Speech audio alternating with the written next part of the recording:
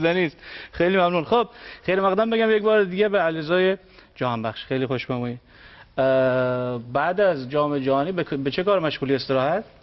بله خدا رو شکر که بعد جام جهانی از باشگاه تونستم یه 3 هفته استراحت بگیرم و تونستم یه مدت استراحت کنم، چون قبل جام جهانی مقدار فشار تمرین‌ها برای آمادگی جام جهانی زیاد بود و قبلش هم خب بازی‌های لیگ هلند بود و متاسفانه اصلا وقت نداشتیم که استراحت کنیم و خدا رو شکر این مدت یه فرصتی شد که بتونم بیشتر استراحت کنم و بیشتر در کنار خانواده باشم.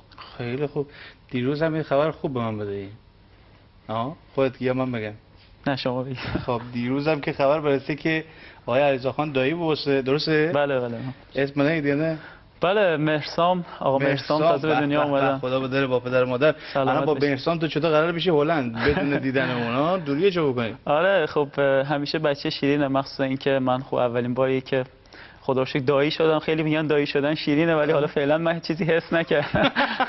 فرصت نگودی بدن که بلافاصله مهمان بینندگان عزیز ما در برنامه این نفس تا خدایی با توجه به همه مشغله کاری، روحیت و سپاسگزارم که قبول دعوت بودی. خواهش میکنم. بیشترین چیزی که شاید این روزها ذهن گیلانی های عزیز مشغول گذاره بعد عمل دینی دی آقا فلانی عمل داره حتما بابرسید پیامک زندید از سامانه شخصی خودم بگیرید تا سامانه 30131 که برنامه این نفس تا خدا اینه که علیرضا جهانبخش خلاصه کجاییه؟ واقعیتش این چیزی که خب من بیرونم وقتی خب هم گیلانیا هم وقتی به قزوین میرم، چون پدر مادرم قزوین زندگی میکنن ازم میپرسن همین مسئله است. ولی خب واقعیتش اینه که من تو قزوین به دنیا اومدم و تو قزوین بزرگ شدم و فکر میکنم تا 13 14 سالگی تو قزوین بودم. ولی خب همیشه من حالا تو برنامه‌های قبلم که تو استان گیلان بودم همیشه خب خدا رو شکر پدر مادرم یاد دادن که اصالتمو فراموش نکنم و من یه اصالت گیلانی دارم، هم پدرم هم مادرم و تمام خانواده پدری و مادریم همه از استان گیلان هستن و خب این چیزیه که من همیشه خواستم بگم و هیچ ابایی هم نذاشتم ازش که به عنوان یه گیلانی خودمو میدونم و به این قضیه افتخار میکنم. و خب از طرفی هم قزوینی‌ها به خاطر اینکه من تو قزوین بزرگ شدم و حالا صادره از قزوین هستم یه چنین نظری رو دارن. حالا اما بحث سیاسی و بحث عرض به حضور شما که قومیتی نریم، ولی از لحاظ حقوقی هم حساب بکنید در ایران تابعیت به خون داده به، یعنی شما ریشه‌های خونی چون گیلانی اما تنه بگم مهمان امشب اما گیلانی. با احترام به بینندگان عزیزمون در استان همسایه قزوین، به هر حال زحمت‌های اوشن هم باعث بشه شما در یک فضای خوبی رشد بکنید و بتونید به جایی که الان ایستادید برسید. بله. خب درسته که در قزوین پیلابوسی، ولی شاید زندگی حرفه‌ای شما شکوفاییش در گیلان و در داماش گیلان بود. اگر اشتباهی شما تصحیح بکن. نه قطعا درسته. بله. حس و حالت وقتی نام گیلانه، وقتی صحبت استان به حال زادگاه پدری شماه و خودت هم اینقدر بهش علاقه‌مندی، وقتی نامی از گیلان مطرح به در آن سوی آبها بسیار دورتر از ایران زمین، چه حس و حالیه و چقدر به خود داماش و تیم داماش علاقه‌مندی؟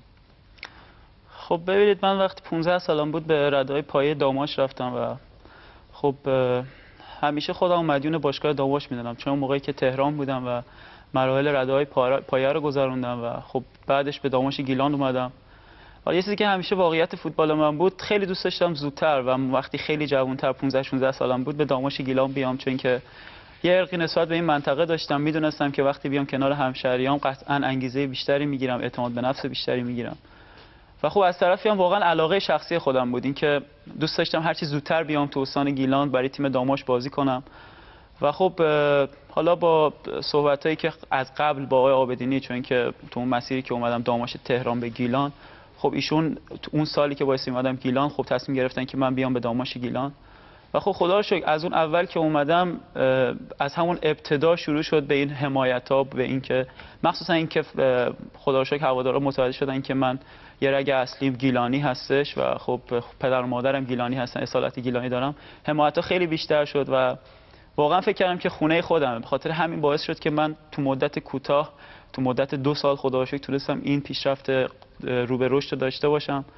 و همیشه هم گفتم مدیون باشگاه داماشم، مدیون هوادارهای داماشم، چون وقتی تونستم با این سن از باشگاه داماش گیلان لژیونر بشم و به یک کشور اروپایی برم که واقعا کار سختیه تو این مخصوصا سالهای گذشته، واقعا واسه خودم به شخصی افتخار بزرگ و اینکه واسه خود باشگاه داماش خیلی میتونه مثبت باشه.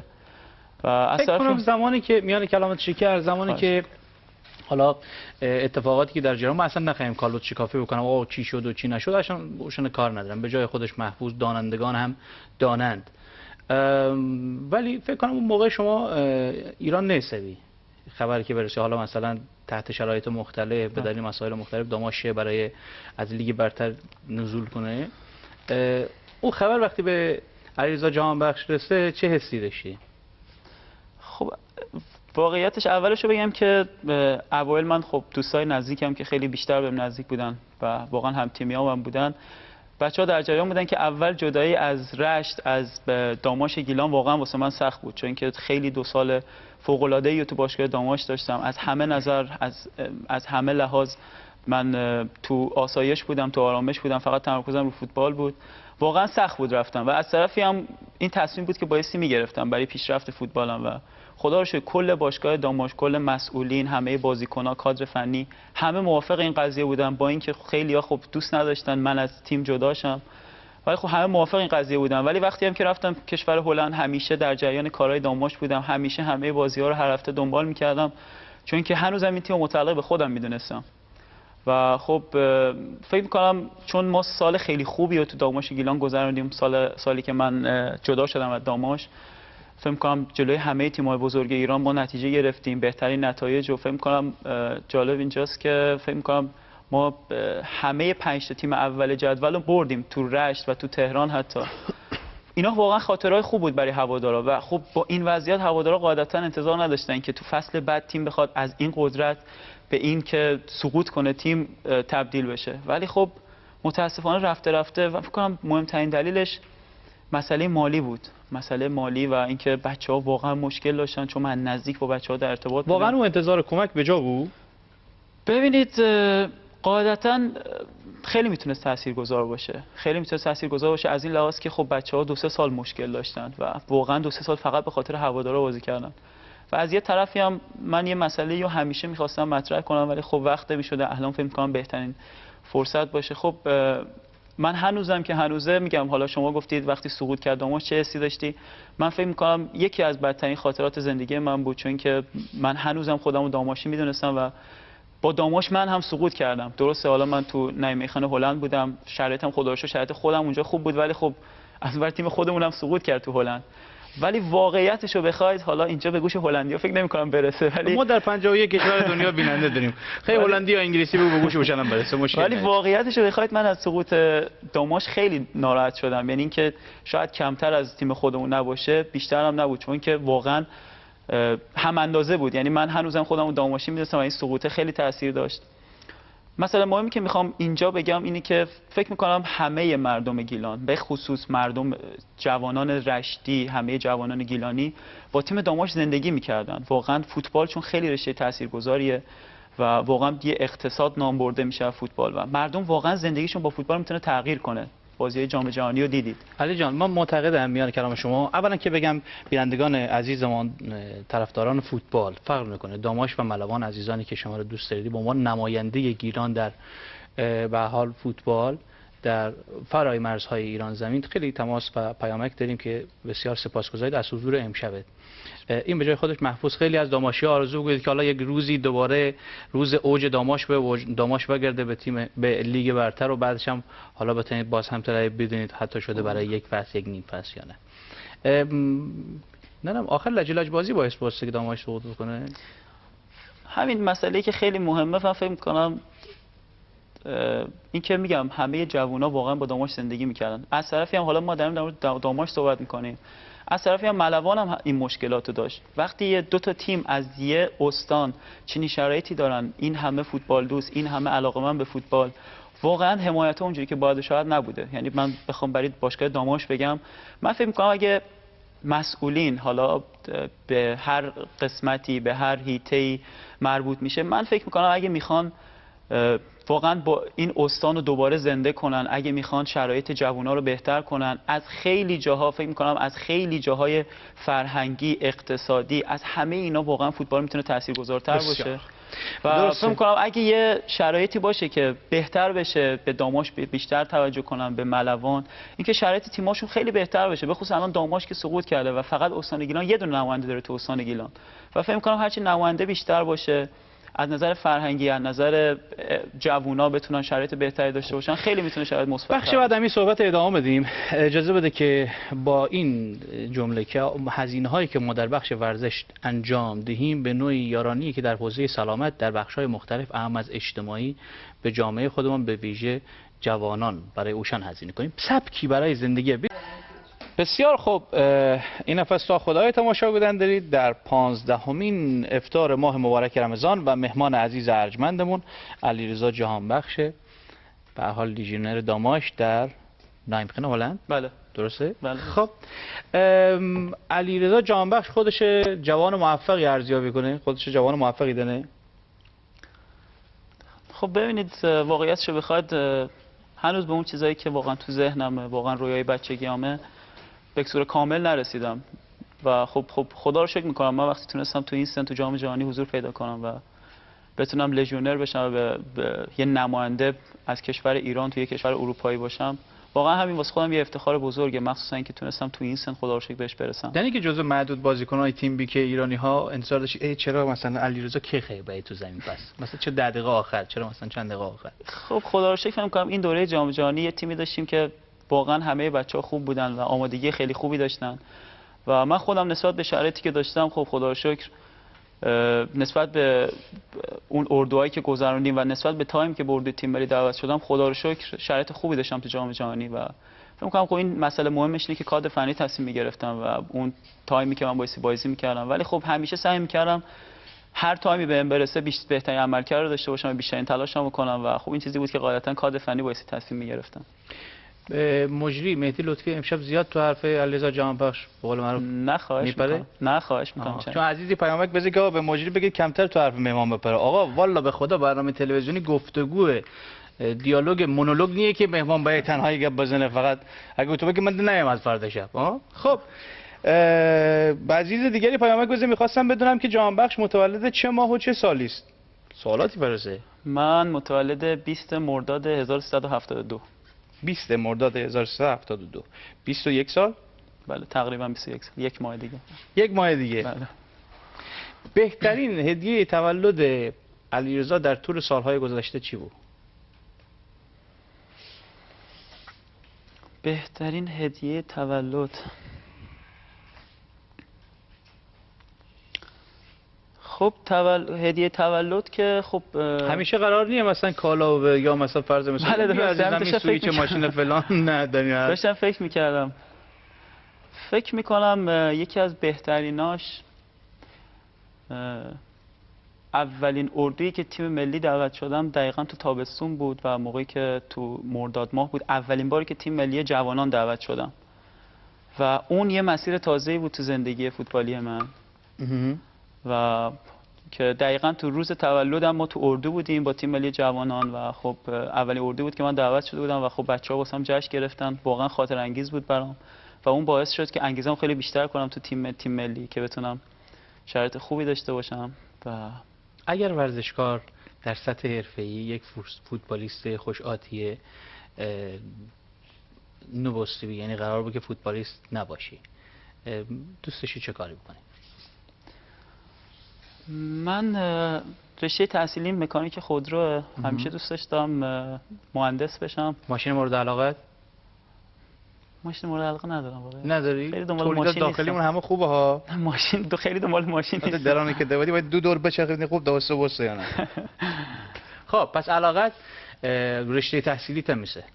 بله خودم واقعیت دوست داشتم همیشه خب دنبال رشته مهندسی برم، حالا اینکه واقعا سخته تو دو چیز حرفه‌ای رو با هم در کنار هم ادامه بدید، مخصوصا که فوتبال خیلی رشته سختی همش تو اردوها تو شرایط فوتبالی و نشد که متاسفانه دو تاشو با هم ادامه بدم، ولی خب قطعا بعد از دوره فوتبالی مطمئنا دنبال درسام میرم که ادامه بدم. خیلی عالیه. شما من اگر بعضی از سوالات رو بپرسم ممکنه بعضی از بینندگان اما جوابشو بدونید، ولی بنای بر آن که خیلی از عزیزانی که امشب این نفس تا خدای تماشا بودن دارید بار اوله که پای صحبت علیرضا جهانبخش بنشتید. اون واسه خیلی بدونم که خانواده چند نفره اید شما؟ من یه برادر کوچیک‌تر دارم، محمد رضا، که محمد رضا هم فوتبالیسته و خواهر بزرگم هم که تازه بله. آره الان بچه‌شون که به پسر دنیا گل اومده. داره. بله. خواهرم بزرگتر از خودم و خب پدر و مادرم. در محیط خانواده ارتباطت با مثلا عموما پسرا مامانی هن به زعم برخی، تلقی عامیه دیگه، دیگه که مثلا دخترها بابایی میشن، پسرها مامانی میشن. شما چطور ارتباطت با پدر بهتره، با مادر، با هر دو تاشون، با کل اعضای خانواده؟ حالا البته الان که خب دوری، علل قاعده با ارتباط با همه دیگه خوبه. بله. فقط خب من قاعدتا آدم احساسی ام، خیلی رابطه‌ام با همه اعضای خانواده‌ام خوبه و فکر میکنم همین که شما گفتید این دور بودنم مزید بر علت شده که یه مقدار خیلی بیشتر وابسته شیم به خانواده. البته خب من این سختی رو خودم انتخاب کردم، این مسیری که خودم انتخاب کردم و قطعا سختیاشم باید به جون بخرم، ولی خدا رو شکر رابطه‌ام با همه اعضای خانواده‌ام خوبه، با پدر و مادرم جفتشون و خیلی رابطه نزدیکی دارم با پدر و مادرم و از طرفی هم خب خواهر و برادرم، خب با خواهرم بیشتر با هم بودیم، با هم بزرگ شدیم و داداش کوچیکم محمد رضا سعی میکنم این مسیری که خودم رفتم، سختیایی که کشیدم، به محمد رضا بگم چه مسیری رو رفتم که بتونه اون مسیر رو بره. هرچند خب من خودم اول راهم البته نمیتونم اینجوری بگم، ولی خب کلا رابطه خیلی خوبی دارم با خانواده‌ام خدا رو شکر. خب خیلی خوبه، عالیه. من در بین دوستان خودم، دوستان ورزشکار در سطح ملی، تیم‌های ملی در رشته‌های مختلف زیاد دارم، به دلیلی که به لطف خداوند نوع کار من در سالهای اخیر بخشی که معطوف به تلویزیون بود، باعث همین دید و بازدیدهای رسانه‌ای یک جرقه‌ای برای آشنایی‌هایی بود که خیلی هاشون ماندگار بود. به نوعی با حال و هوای ورزشکاران در سطح حرفه‌ای آشنام. اوشانی که ایده خاص خودشان داری، طرز تفکر پرورش یافته خوبی داری، نوع نگاهشون و زاویه نگاهشون به زندگی جالبه. من خواهم بدانم که آیا علیرضا موقعیت کنونی خودشه فقط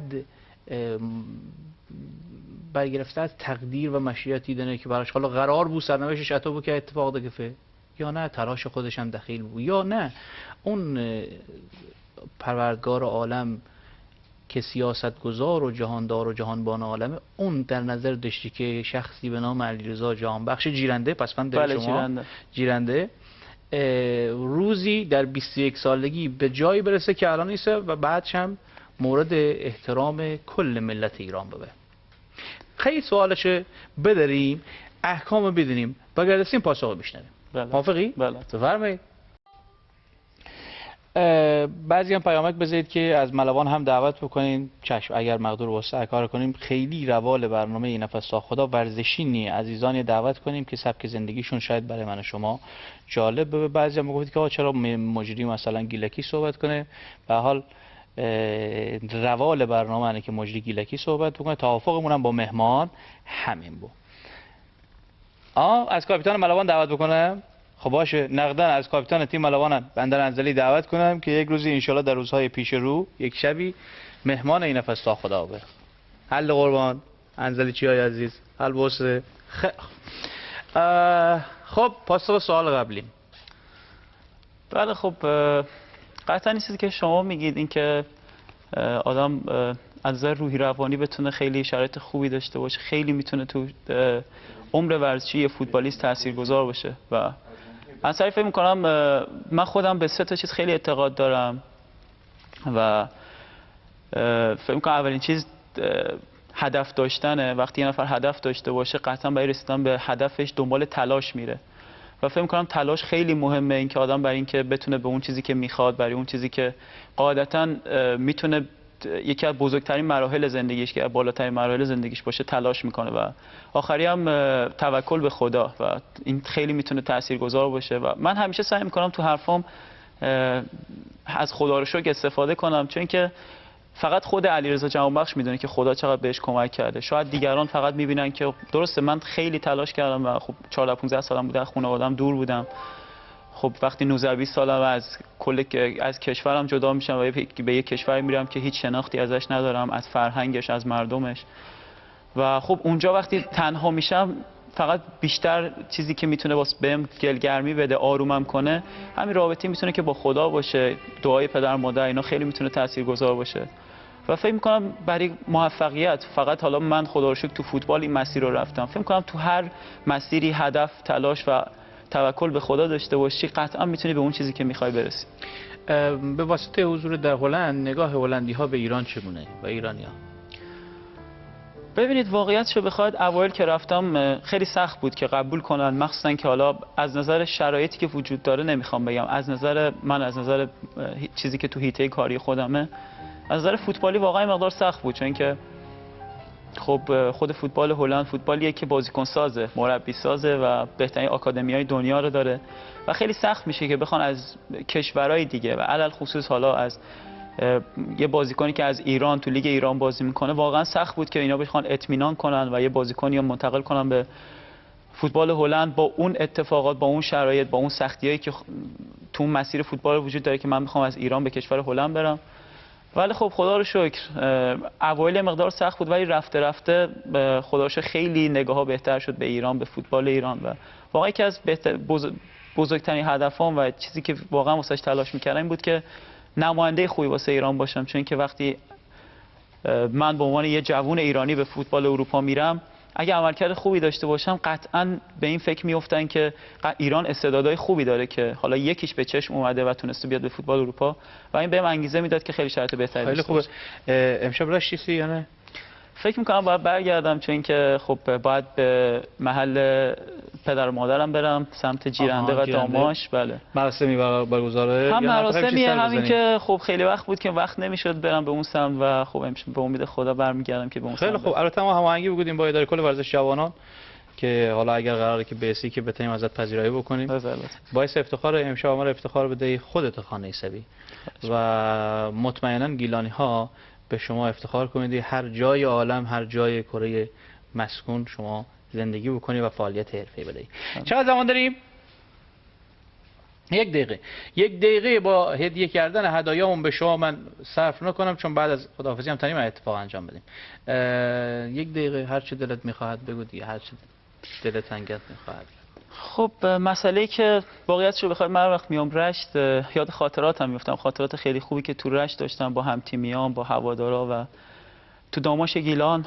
امیدوارم که واقعا یه تدابیری بشه. من فکر می‌کنم اگه مسئولین میخوان خیلی شرایط خوبی تو استان گیلان داشته باشن، تنها راهی که و بزرگترین راهی که میتونه جوونا رو به هر سمتی که خب میخوان تشویق کنن مسئله فوتباله، چون خیلی مسئله تاثیرگذاریه. بعضی اوقات هم دیگه خط نشان نکشید، خلاصه با یک همدلی فضای. بله دقیقاً این یه مسیریه که دوست دارم این مسئولین خیلی بیشتر به فکر تیمای داماش و ملوان باشن، بله خصوص داماش که الان سقوط کرده و میتونیم 2 تا نماینده تو استان گیلان داشته باشیم. از طرفی همون چیزی که شما گفتید، این رقابتی که بین این 2 تا تیم، من تو با سید جلالم که خب انزلی چیه همیشه تو اردوها صحبت می‌کردیم، واقعا جفتمون به این فکر می‌کردیم که خیلی خوب میشه که رابطه این 2 تا تیم خیلی بهتر بشه به عنوان یک گیلانی. و در آخرم از شما تشکر می‌کنم که این وقت در اختیارم دادید که بتونم با همشهری عزیزم باعث افتخار بود با علیرضا جهانبخش خداحافظی بکنیم و ادامه این نفس تا خدا. بفرمایید.